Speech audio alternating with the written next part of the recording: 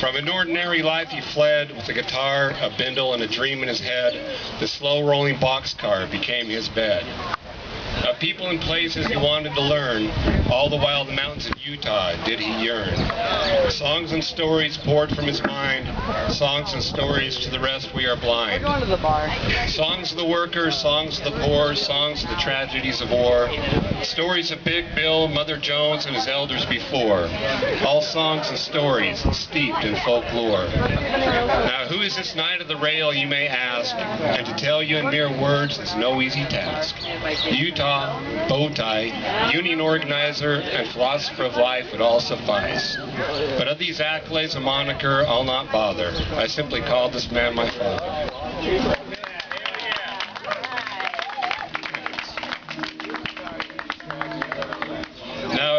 I got to be honest with you right off the bat.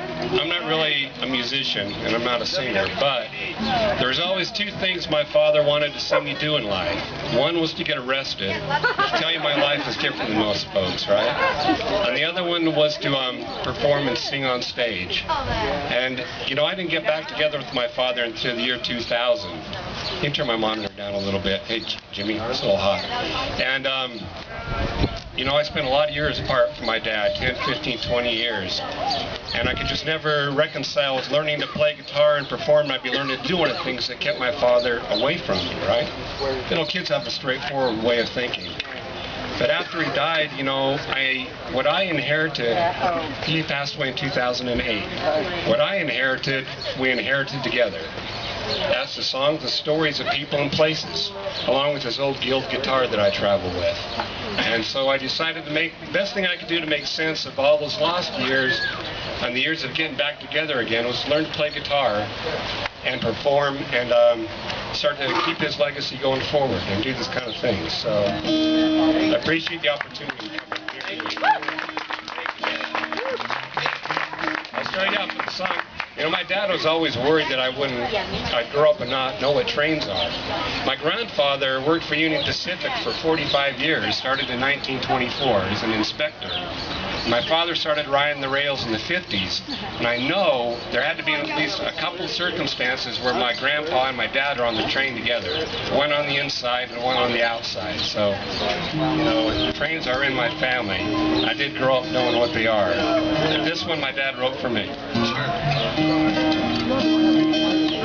Daddy, what's a train? Is it something I can ride? Does it carry lots of grown-up folks and little kids inside? Is it bigger than our house? Well, how can I explain when my little boy asked me, Daddy, what's a train? When I was just a boy, living by the tracks, us kids would gather up the coal in a big old gunny sack.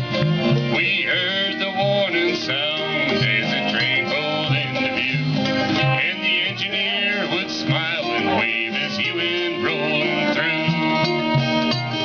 Now he blew so loud and clear, we had to cover up our ears. We counted the cars as high as we could go. I can still hear the steam and those big old drivers scream with a sound my little boy will never know. Daddy, what's a train? Is it something I can ride? Does it carry lots of grown-up folk and little kids inside? Is it bigger than our house? Well, how can I explain when my little boy asked me, Daddy, what's a train? I guess times have changed and kids are different now. Well, some don't even seem to know that milk comes from a cow. And my little boy can tell the names of the baseball stars. And I remember how we memorized the names on railroad cars. There's the Wabash and the IFD, the Lackawanna, TC. Yeah, the nickel plate, and the good old Santa Fe. Just names out of the past, and I know they're fading fast. Every time I hear my little boy say, Daddy, what's a train? Is